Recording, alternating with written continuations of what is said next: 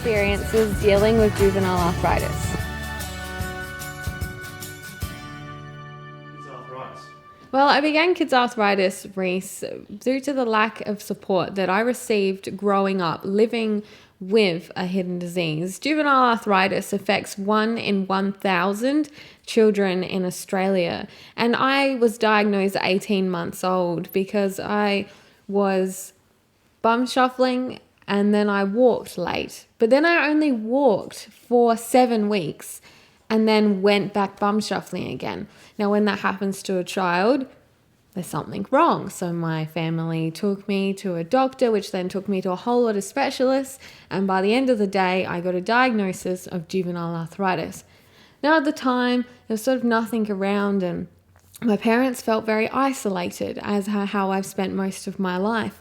And they didn't really understand what their little daughter was living with.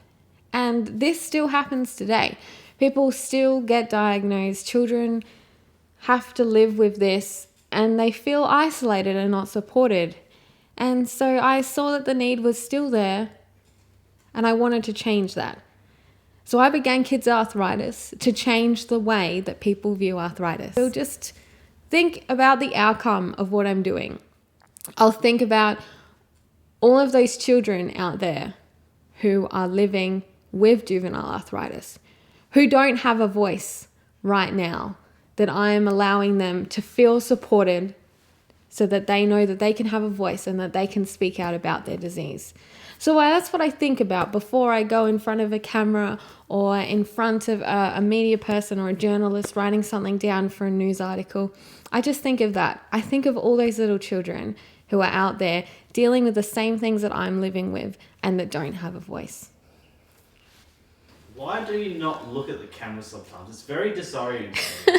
Well, I actually am, and I'm trying very hard to stare at that one point. It's kind of like when I'm talking to people as well, I have the same problem, is that I can see them like turning around and like looking over their shoulder or something at what I could possibly be looking at. But the fact is I am looking straight at you or straight at that camera.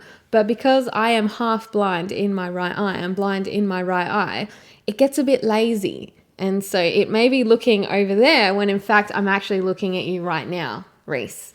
So that's why it appears that I'm not looking at the camera, but I'm trying very, very hard to get that right eye back on track to look straight down the lens. One piece of advice that you would say to others?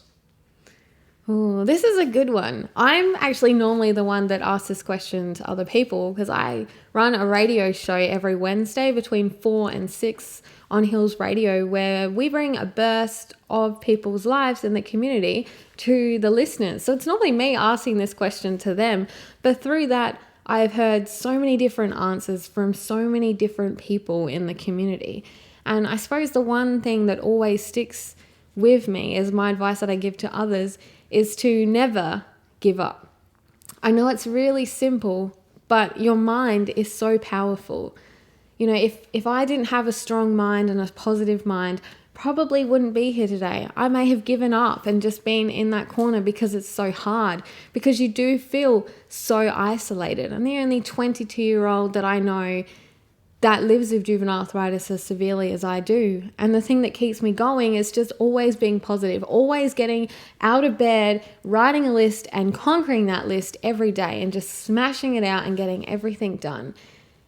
And so my advice to anybody, whether you live with juvenile arthritis or you are a parent or an adult or somebody out there in the community that's trying to make a difference, don't give up. You're going to come across those people that are going to want to push you back and not let you achieve your goal. But if you have a passion and you have a dream, keep going and don't ever give up. Well, thank you, Rhys, for your time today. There were some really great questions that people have been asking. And if you want to know more about myself and about Kids Arthritis, you can head to the website kidsarthritis.org. And while you're there, don't forget to book your tickets to the Kids Arthritis launch coming up at the end of May. But until next time, don't forget to hit subscribe and like and share the word that children live with arthritis.